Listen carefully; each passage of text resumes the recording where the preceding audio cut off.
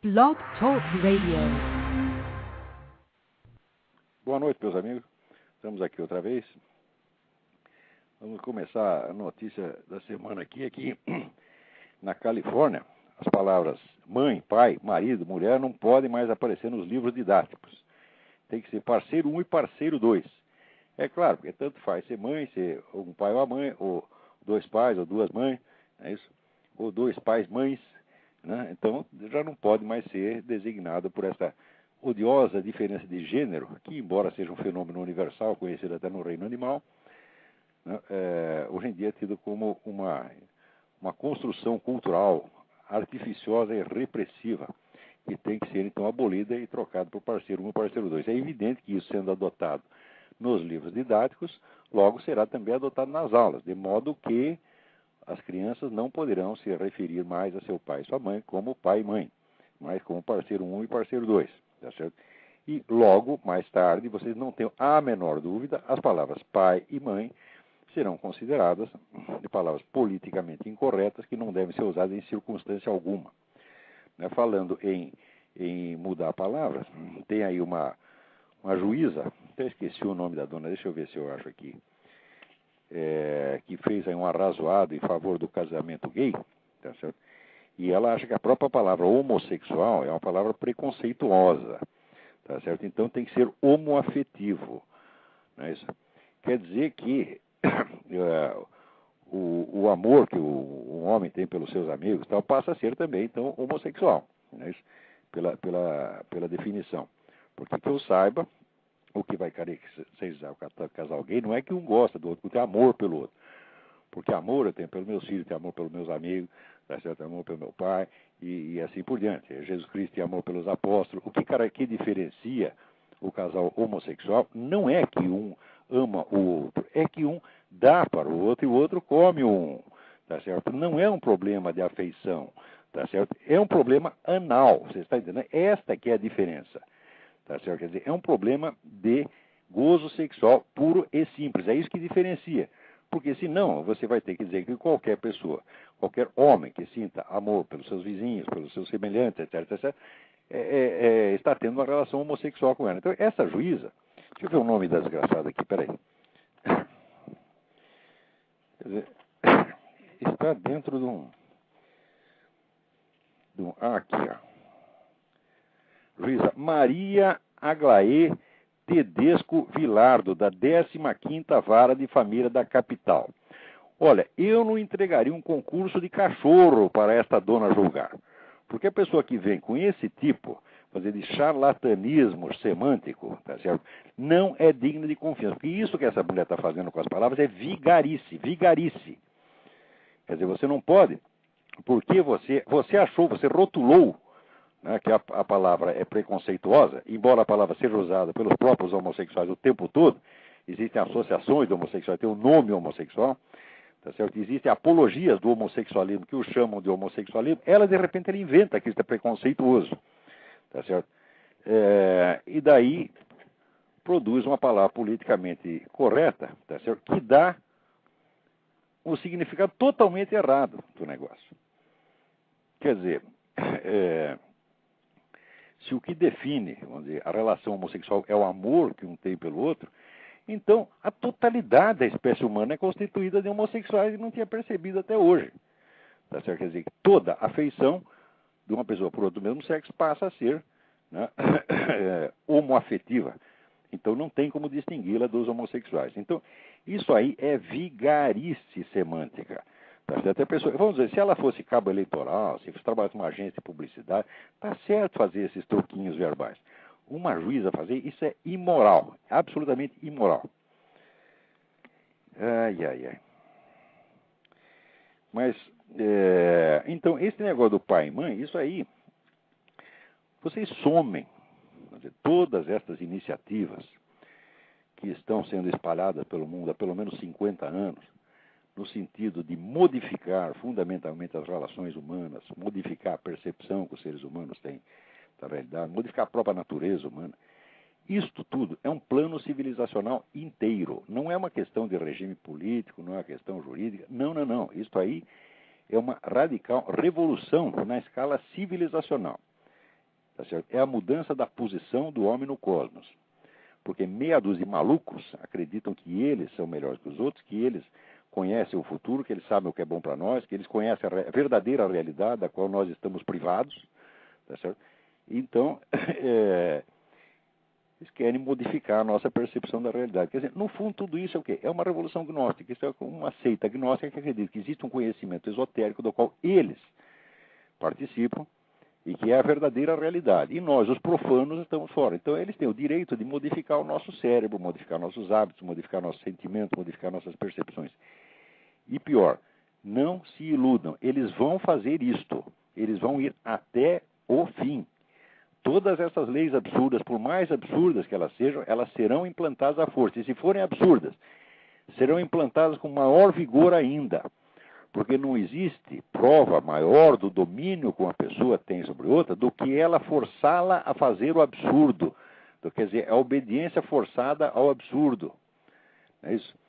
Agora, também, veja, junto com esse negócio de proibir as palavras mãe, pai, marido e mulher, também as escolas da Califórnia acham que tem que haver banheiros especiais para pessoas, para meninos que acham que são meninas e meninas que acham que são meninos, tá certo? Agora, aí surge um problema, porque você vê, por exemplo, o pessoal homossexual tem várias modalidades. Você tem o machão que gosta de machão, e você tem o outro que quer ser menina, tá certo? E tem menina que tem, o outro quer ser menina, mas não para ele transar com homem, mas para ele transar com outra menina, é o transexual lésbico, tá certo? Então você imagina a quantidade enorme, a variedade de banheiros que vai ser preciso ter para atender a todas as diferenciações de papéis sexuais admissíveis na fantasia homossexual. Porque, olha, você vê, a diferenciação de sexo, a diferença de forma de corpo não é uma fantasia, isso é uma realidade que é dada nos sentidos. Agora, a diferenciação de hétero e homo e as várias diferenciações internas do chamado grupo homossexual, tá certo? São mera questão de fantasia. Quer dizer, o sujeito pode pensar a coisa de um jeito e pensar do outro. Quer dizer, como é que isso diferencia? Preste bem atenção. O que diferencia, digamos, um homossexual desse de academia de musculação, tá certo? De um travesti, tá certo? É aquilo que os excita. Quer dizer, essa é uma simples imagem excitante que ele tem na cabeça. Ora, imagens excitantes, meu filho, não tem força no mundo que consiga estabilizá-las. Isso aí pode mudar a qualquer momento. Bate o vento, o sujeito está querendo outra coisa. Quer dizer, a fantasia sexual, ela é ilimitada. Então, você imagina, se você vai ter que ter um banheiro diferente para cada fantasia sexual diferente, né? Como é que vai ser? E o banheiro dos sadomasoquistas, como é que vai ser? Né? E os banheiros do sujeito que quer transar com ovelha, né? Como é que é o negócio? Quer dizer, e por que essas pessoas também não teriam seus direitos? Tá certo? Vamos dizer, e o que será dos masturbadores que só gostam de si mesmos, né? Que só querem o chamado vício solitário? Quanto mais solitário, melhor. Como é que vai ser isto? Não é isso? Então, vocês viram, na hora em que essas fantasias se tornam origens de direitos, então isso significa o seguinte: é a razão humana, é a inteligência humana, é o senso de realidade que está sendo obrigado a se ajoelhar perante fantasias. E a exigência de que a razão e a realidade se curvam perante as fantasias é psicose. Então isso é uma psicose coletiva planejada e induzida. Estas coisas juntas, que vem com, vamos dizer, o feminismo, gay, etc., tudo isso configura, vamos dizer, o maior crime que já se fez contra a inteligência humana e contra a dignidade humana ao longo de toda a história humana. Porque eles querem, vamos dizer, nos reduzir a bichinhos. Bichinhos que são obrigados a se disciplinar segundo as fantasias dos seus donos. Que nem assim, a mulher compra um cachorrinho branco e quer pintar o cachorro de cor de rosa, de verde, de roxo. Tá certo? Não pode existir cachorro verde, você sabe perfeitamente. Mas a pessoa, ela cismou: eu quero que o meu cachorro seja verde, eu quero que o meu cachorro seja cor de rosa com bolinhas. Tá certo? E pinta o cachorro sai que nem um palhaço. Eles estão fazendo a mesma coisa com a gente. Né? Então, é mesmo o governo da rainha de copas. Tá certo? Agora, por esses dias me enviaram aqui, vamos dizer, um arrazoado muitíssimo bem feito de um advogado, deixa eu ver o nome do homem. Um momentinho aqui, é tanto céu, é tanta notícia que tem aqui que a gente fica até besta. Paulo não sei o que da Costa. Onde foi parar isso, hein? Eu realmente não estou achando. Mas era Paulo não sei o que, Costa, Melo, um negócio assim. Mas eu tenho que achar isso aqui porque eu tenho que dar um link para vocês. Eu tenho que dar uma pista porque vocês têm que estudar esse papel que é realmente muito bem feito. Ele mostra que esse negócio esta lei dos homossexuais é uma lei totalmente anticonstitucional. Porque qualquer grupo diferenciado... Ah, está aqui. Paulo Fernando de Melo Costa. Eu acho que isso deve estar na página do... Acho que você procurar na página do Júlio Severo, no blog do Júlio Severo, vocês vão achar isso lá. Paulo Fernando de Melo Costa. É um arrazoado aqui de umas 10 páginas, não é muito longo.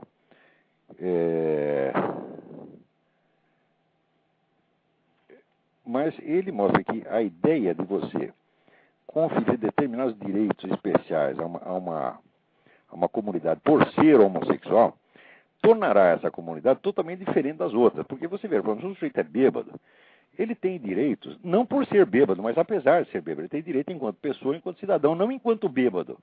Agora, os homossexuais, eles não querem isso. Eles acham que isso é discriminação. Eles acham que eles terem direitos exatamente como os outros cidadãos é discriminação. Eles têm que ter direitos especiais por ser homossexuais.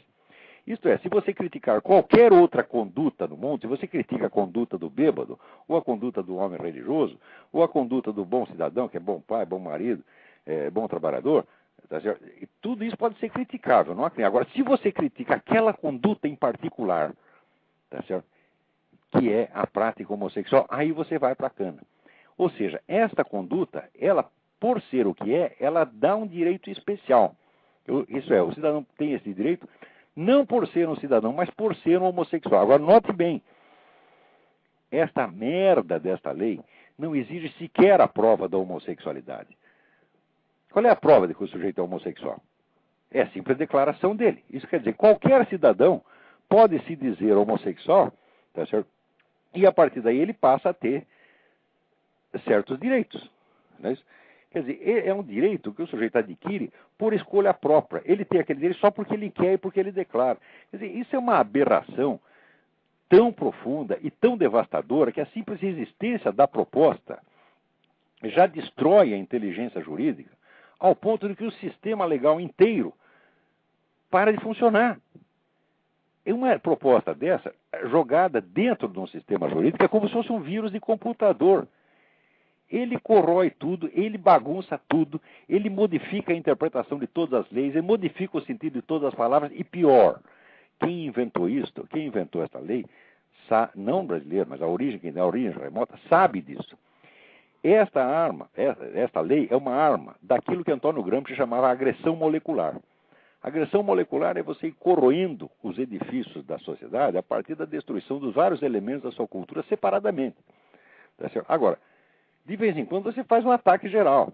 E isto é um ataque geral. Porque você imagina se surge uma lei dessa para proteger os homossexuais, quer dizer, não se pode falar mal da conduta sexual deles. Mas pode-se falar mal de qualquer outra conduta sexual ou não sexual. Por exemplo, se você achar, como acha, por exemplo, esse idiota desse Christopher Hitchens, né, que você rezar, por exemplo, é uma coisa horrorosa que você está fazendo contra a humanidade, que é um atentado contra os direitos humanos, que estraga tudo, é perigosíssimo você rezar. Se você escrever um livro inteiro criminalizando a oração, pode, não tem problema. Agora, se um desses desgraçados quer dar o cu, isso é sacrossanto, você não pode falar. Oh, meu Deus do céu. Porque, afinal de contas, vamos dizer quais são, materialmente falando, no que consiste a relação homossexual? Consiste em sexo anal, sexo oral e masturbação. Ponto final. Essas três coisas. Não há mais nada o que fazer ali. Não vem que é só de afetividade, porque afetividade qualquer pessoa pode ter por qualquer pessoa. A afetividade não define o homossexualismo, ao contrário. Tá certo? Então, no fim, essas coisas, elas passam a ser sacrossantas, elas não são criticáveis. Agora, pensa bem. O que é que o ato de um sujeito comer o outro, porra, tem de tão sacrossanto que não possa ser criticado? Ora, meu Deus do céu! Quer dizer, isso é a criação de um privilégio supraconstitucional que vai acima da Constituição, porque passa a dar direitos especiais a um grupo, não em função da sua condição de cidadãos, mas em função da sua preferência, do seu gostinho. Você pensa bem, o sujeito gosta de dar o traseiro. Ele gosta, e por causa disso, ele está colocado acima da Constituição. E se você aceita isso, você destruiu a Constituição inteira. Você bagunçou tudo. Você criou o reino da arbitrariedade. Isso realmente funciona como um vírus de computador. E a proposta, ela em si mesmo, não tem nada a ver com homossexualidade. A proposta é apenas um vírus de computador. A proposta é uma arma de guerra, quase, não é nem psicológica, é guerra neurológica. É uma coisa de uma malícia tão grande que o sujeito que apresentou a proposta e devia ir para a cadeia. Pelo simples fato de querer fazer isso, porque isto, vamos dizer, é tentar destruir o edifício constitucional inteiro mediante um ardil. Mas, vamos lá, né? A vida é assim. Vamos ver o que mais temos aqui.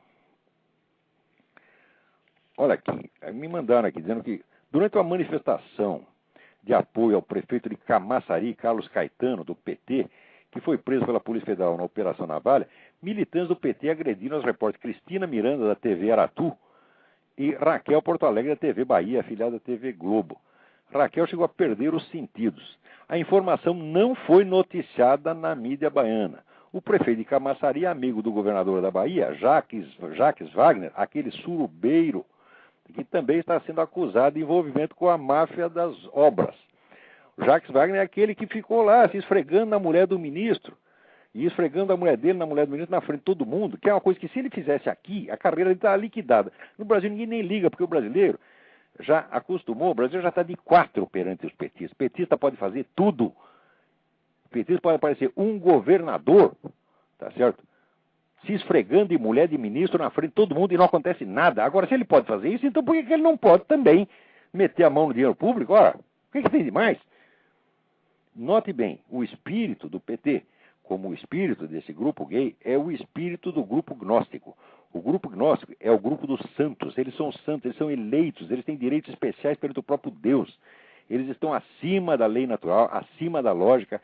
Eles estão beatificados a priori. Porque nasceu. O Lula não disse que ele é sem pecado, as pessoas não prestam atenção. Eles acham que foi apenas um lapsus linguae do Lula, um engano, uma gafe. Não foi gafe, não. O que ele está dizendo expressa a natureza profunda do pensamento dele e do partido dele. Eles sentem realmente que eles não têm pecado, que eles estão acima da religião, acima da lei, acima das normas, acima de tudo. Eles sentem realmente isto. São pessoas que jamais se acusam de qualquer coisa. Jamais. Elas não têm consciência moral. Elas foram dispensadas de ter consciência moral. É com esta gente que vocês estão lidando. São todos eles, são sociopatas perigosos. Porque a partir da hora que o sujeito acha que ele está acima da moral, que ele é sem pecado, ao ponto de como o Lula poder comungar sem ter confessado, ele não tem o que confessar, ele nunca fez erro nenhum. Você está entendendo? A pessoa que se auto-beatifica dessa maneira é um inimigo da humanidade, é uma pessoa perigosíssima. Quer dizer, em situações normais, pessoas como essa estariam no hospício. Na melhor das hipóteses, teriam um subemprego, seria um office boy, um escrevente, um varredor de rua, na melhor das hipóteses. Então, não prejudicariam ninguém, mas agora essas pessoas subiram. Subiram por quê? Porque as pessoas que ainda têm alguma noção do que seja razão, do que seja lógica, do que seja hora, se acovardaram. Porque são cúmplices disso. Você não vai dizer que todo esse empresariado que fica puxando o saco de Lula, está certezando que bom que nós temos um operário na presidência, etc, etc. E como se o Lula fosse pobre, como se fosse operário. Né? O Lula é muito menos operário do que eu, meu Deus do céu. Né? Agora, toda esta putada empresarial que ficou puxando o saco do sujeito, faz isso porque tem medo. E o medo instantaneamente se converte em afeição. É uma espécie de síndrome de Estocolmo. Quer dizer, aquele empresariado trêmulo, tá certo? Diante dos homens de macacão, os caras do MST, que chegam lá tudo barbudo, fedendo e tal. Né? Então aquela burguesia maldita treme de medo e no instante seguinte se apaixona por aquele, né, aquele brutamontes que conseguiu intimidá-la. Em suma, é tudo uma imensa viadagem. Vamos lá. Diga aí. Alô? Alô? Parece que tem alguém na linha. Vamos lá. Alô? Alô? Olavo? Sim? Quem é? Aqui é o Flávio Olavo. Tudo bem? Olavo, tudo bem? É o seguinte, no caso, sempre falando a respeito dessa parte, dessa esquerda, a UDN, ela era considerada um partido de direita na época? Ela era de verdade, de fato, de direita?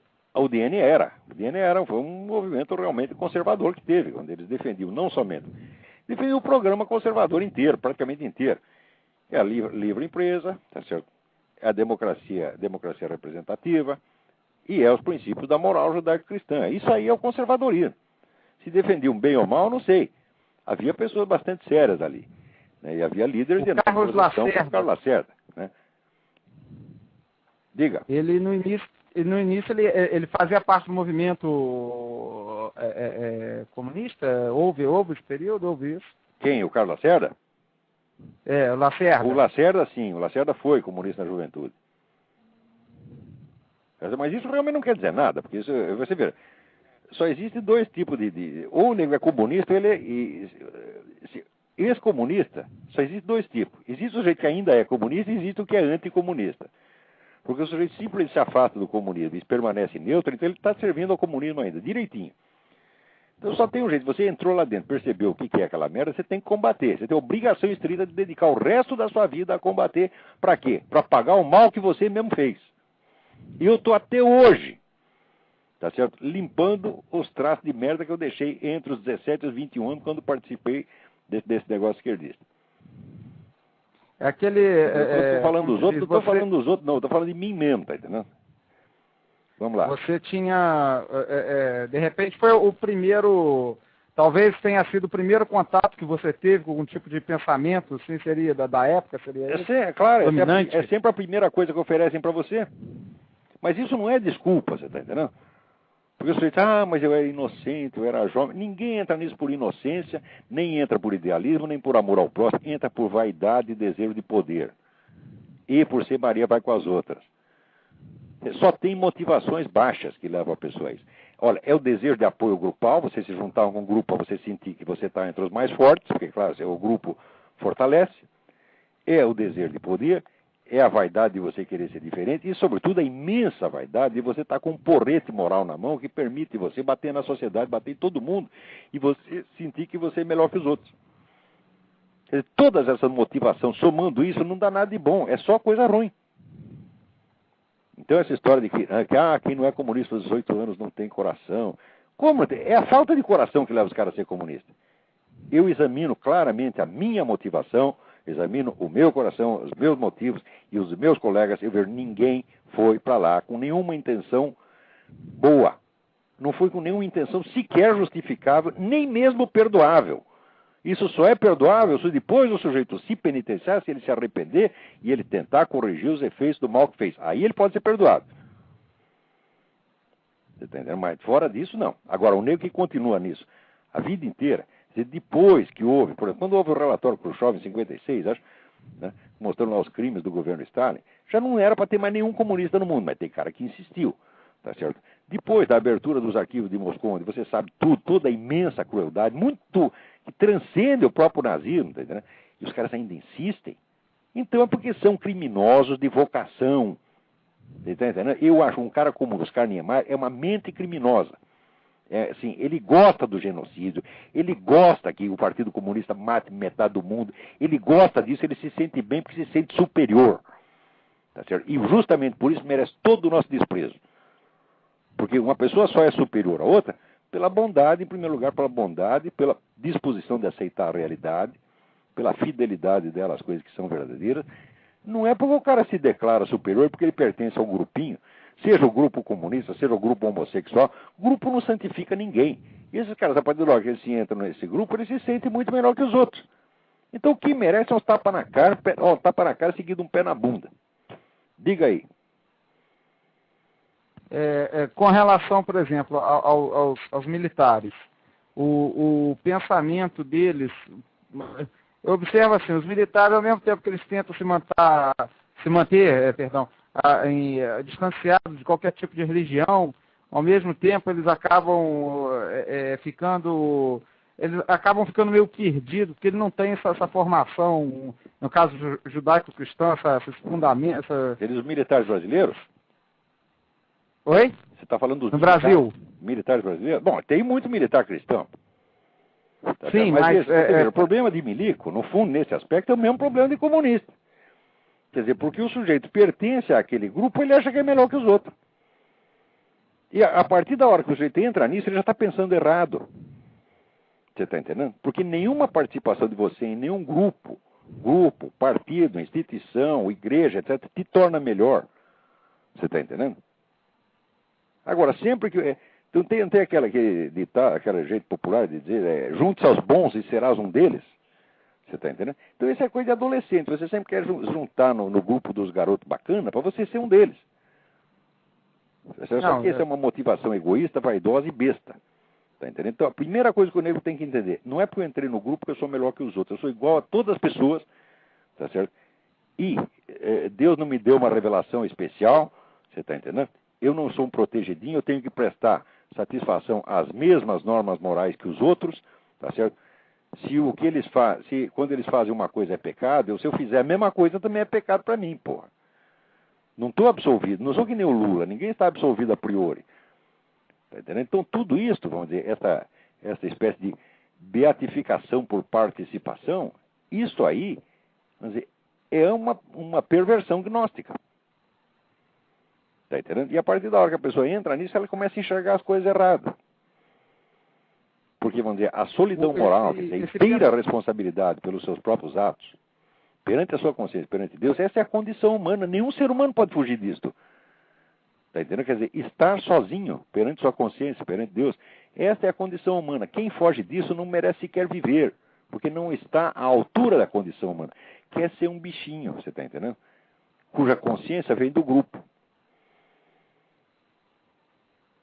E é assim que as coisas funcionam. Não sei se isso responde a tua pergunta. Sim, responde. Então vamos em frente, que ainda tem gente na fila aí. Brigadão. Vê se tem mais alguém aí. Alô? Alô, Lavo? Eu? Tudo bom? Aqui é o Marcos de Porto Alegre de novo. Oi, tudo bem? Tudo bem. É o seguinte, eu não estou ouvindo o teu programa ao vivo novamente, né? Não sei se o senhor abordou a questão da igreja e a visita do Papa ao Brasil aqui. Não, isso eu já falei no outro programa. Sim, pois é que no finalzinho o senhor falou assim, a guerra começou. E aí? Como é que está isso? Olha, eu prefiro deixar para falar disso no outro programa, quando a gente tiver mais material sobre isso. Porque hoje tem tanta coisa aqui, rapaz.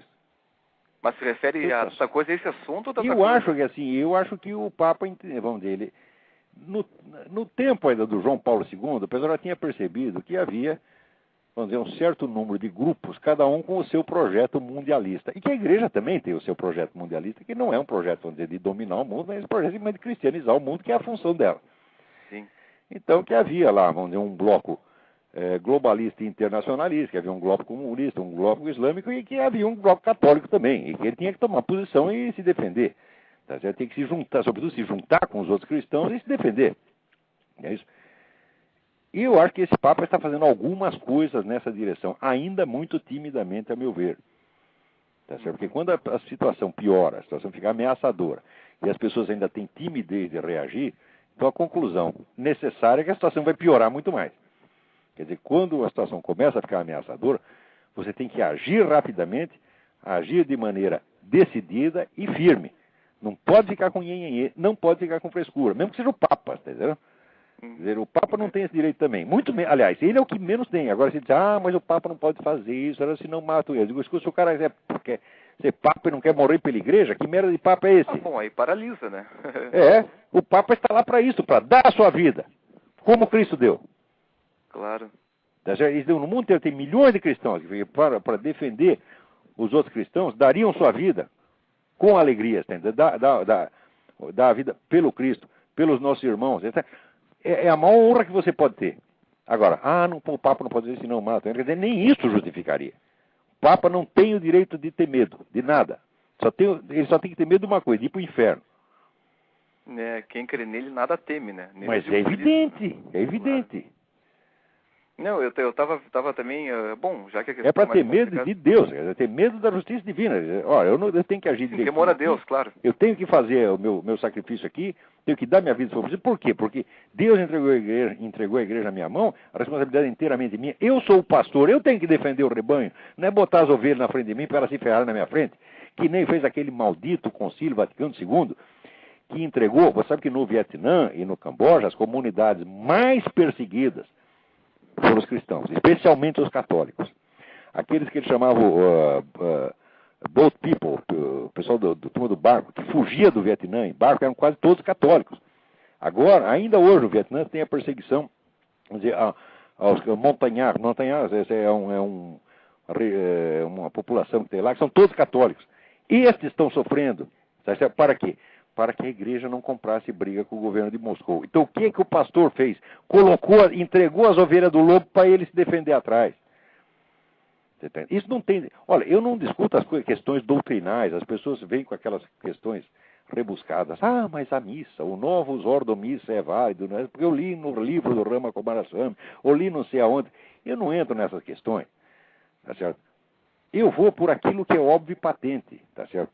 Olha, eu não estou aqui para cagar regra e dizer o que é certo e errado. Eu sou um filósofo, estou aqui para examinar a realidade. E eu só digo as coisas quando elas são óbvias demais.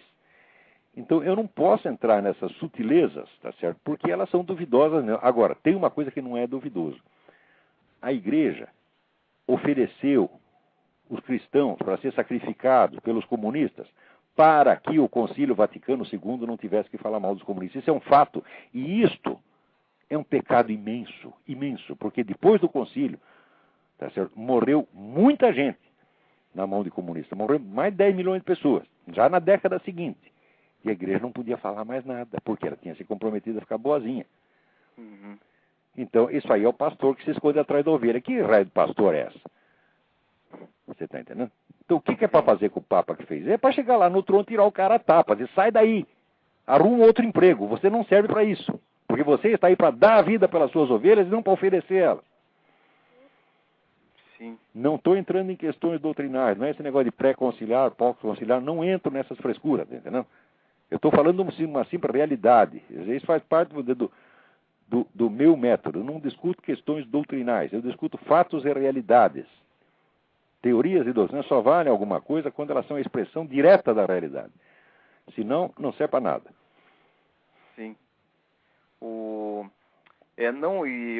Por falar nessas questões de ordem mundial, domínio do mundo, etc., eu te mandei uma mensagem um tempo atrás, faz poucos dias até, não sei se chegou a ler, que em junho de 2005, um jornal, no caso, no Canadá, havia denunciado, na época, o primeiro-ministro, o líder do Partido Conservador, que hoje é o primeiro-ministro do Canadá, o Stephen Harper, havia dito que no país haviam 1.000 espiões chineses espionando a indústria do país. E havia mas sem dúvida. Então, imagina. Aliás, esse era um dos temas do programa passado que eu não falei. Eu tinha aqui, vamos dizer, um estudo mostrando que a espionagem russa e chinesa hoje é muito mais intensa do que no tempo da Guerra Fria. Então deve haver uns 10 mil. Aliás, o do tempo da Guerra Fria já é muito mais do que se admitia na época.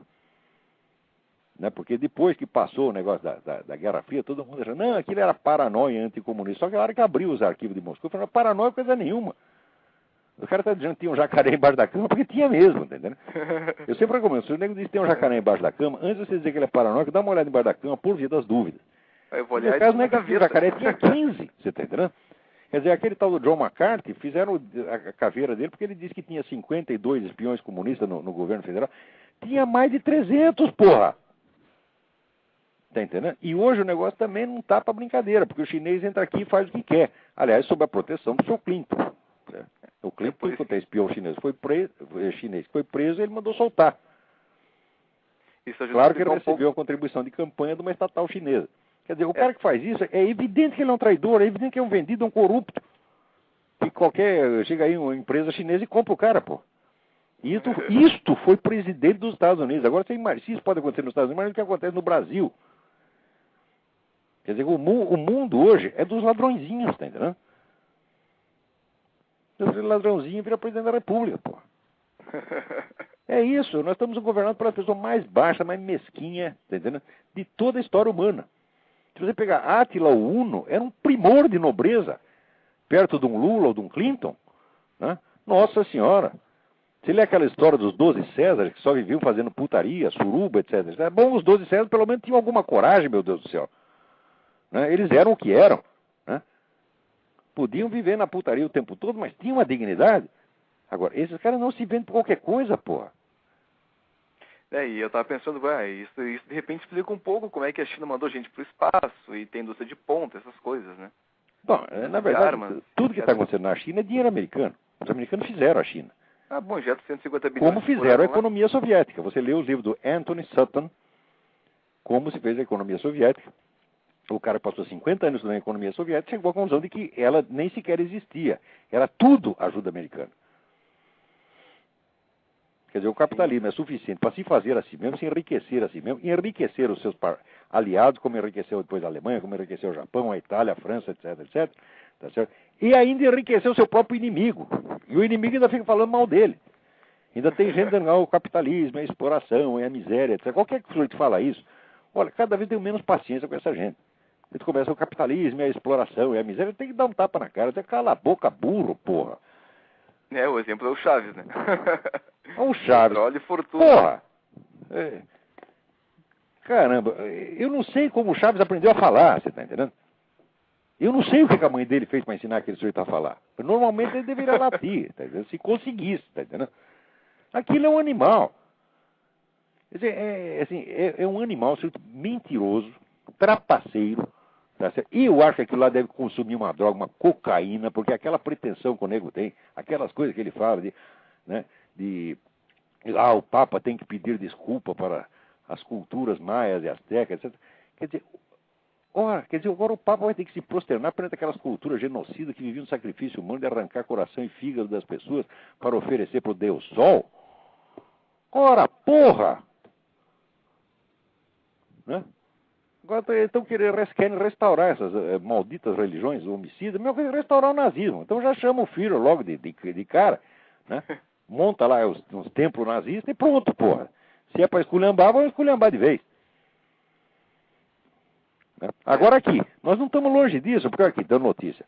O presidente nacional do PT, Ricardo Berzoini, e o secretário de Relações Internacionais, Walter Pomar, visitam a Síria na próxima semana para firmar um acordo de cooperação com o partido Baath. Sabe qual é o partido Baath? É o partido do Saddam Hussein, o partido genocida que matou 300 mil iraquianos, pô, e está matando gente na Síria pra caramba. Você sabe como é na Síria? Na Síria, nas mesquitas na Síria, tem mais de 3 conversando. Chega um quarto que já é o cara da polícia para ouvir o que ele está escutando. É isso que é o regime da Síria. É a mesma coisa que o Saddam Hussein, quer dizer, são assassinos, são vampiros. Entendeu? Esses homens desse governo da Síria é uma pessoa que a gente não devia nem olhar para ele. Né? Agora, vai lá o seu Walter Pomar, seu Berzoini, vai lá para puxar o saco do cara. Quer dizer, mas que gente, porra. E depois e se for pensar que aqui no Brasil, por exemplo, ainda tem a maior comunidade libanesa fora do Líbano, o governo tem que dar alguma explicação para esse tipo de coisa, né? Pois é, mas vê o que a Síria vem fazendo lá. Né? Quer dizer, o Líbano, que era um jardim no começo do século, hoje é um país destruído, tá certo? E devemos aqui a essa gente, porra. Agora a comunidade vai pedir socorro aí no Brasil, enquanto o governo está de namoro com os inimigos deles. É um negócio terrível, viu? A gente deu um giro bom aqui, hein? E muita merda. Vamos ver se tem mais gente na linha aí. Tem. Tá certo. Então, obrigado Olavo. Um abraço aí. Tá, um abraço pro senhor. Vamos lá. Boa sorte, um abraço. Obrigado. Vamos lá, quem está na linha aí?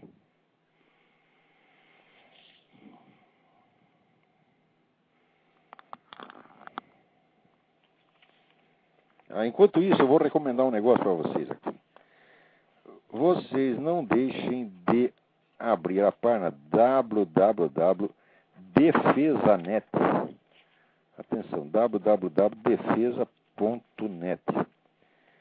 que tem um artigo lá, de um sujeito chamado... Peraí, deixa eu ver se eu acho aqui. Você me desculpa, mas eu fico tão atrapalhado no meio dessa montanha de papel que eu mesmo ajunto para esse programa. E para fazer esse programa é o seguinte, eu tenho que ler mais de entre 100 e 200 e-mails. Selecionar alguns, que esses alguns selecionados já são em número maior do que eu vou conseguir ler. Selecionar alguns, né? Alguns vamos dizer, são mensagens, outros são notícias que o pessoal me manda e tal. Então, é uma coisa monstruosa. Aí depois eu fico com essa montanha de papel aqui e necessariamente eu me atrapalho. E na hora que eu quero achar uma coisa, eu não acho. Né? Porque aqui não parece que tem uma produção que entrega tudo prontinho para a gente, não. Eu mesmo tenho que imprimir os e-mails aqui. E o programa, então, não tem um script. Ele tem só o material bruto, que é selecionado na hora. Ah, está aqui, está aqui, está aqui.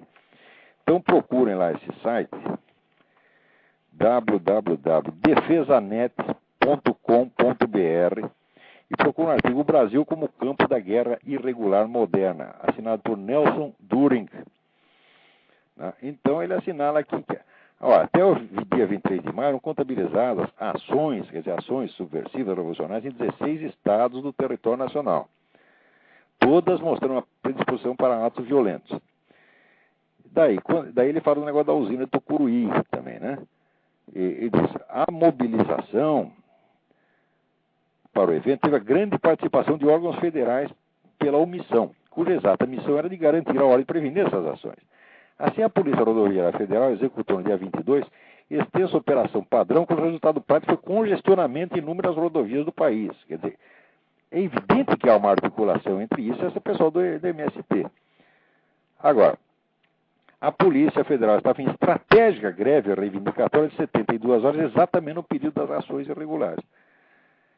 A invasão imposta à usina hidrelétrica Tucuruí no Pará por grupos irregulares por quase 48 horas é esclarecedora nas ações, omissão e postura do governo federal e presidente da República. Ou seja, tudo isso é coordenado desde o alto escalão petista, tá certo? Porque, por exemplo, se você pegar a Polícia Federal, quem é que coordena a Polícia Federal com o MST? É a liderança petista, que tem controle dos dois, tá certo?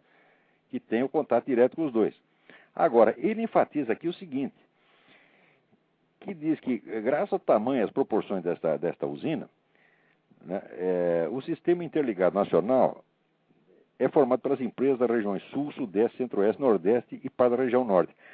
Note bem, apenas 3,4% da produção de eletricidade no país encontra-se fora do sistema integrado, em pequenos sistemas isolados, localizados principalmente na região amazônica. Sim, exatos 96,6% da geração e transmissão de eletricidade estão dentro do sistema interligado. Se a usina Tucuruí sofresse uma pane antes de o operador nacional do sistema pudesse intervir e isolar, seria um apagão elétrico com cobertura nacional. Você veja o risco que nós corremos. Agora, quando fala esse negócio de apagão, né, eu me lembro de um artigo que eu escrevi, note bem, em 1999, quando queimou uma torre, né, de uma dessas companhias estatais de eletricidade, e o pessoal disse que foi um raio que caiu. Mas para cair um raio precisaria no mínimo estar chovendo. Para não dizer que não está chovendo, tinha uma garoinha de nada, né? E também os raios, né? Eles costumam ser acompanhados de trovões e são ouvidos. Então ali não havia chuva. E também não houve ruído de raio, mas a explicação oficial foi um raio. Eu achei que não era, por quê? Porque eu tinha conversado com um sujeito conhecido meu que era militante comunista e funcionário da Eletropaulo. Note bem, ele, 25 anos atrás, ele dizia, nós estamos preparando o apagão em escala nacional. Está tudo pronto para o apagão. Note bem, o que aconteceu? Houve algum problema na transmissão? Diz que saiu do ar? Diz aí, qual é o aviso aí?